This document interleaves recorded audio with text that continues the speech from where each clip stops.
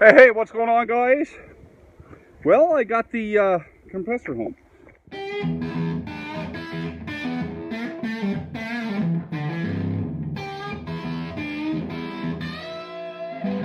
I didn't tell you, I went and I picked up a compressor from my buddy Steve.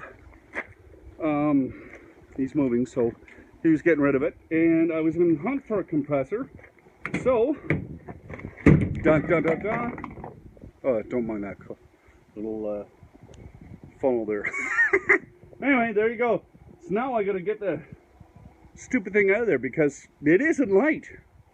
It's a nice compressor though. Well, there she is. I got my work cut out for me now. Yay, it's out.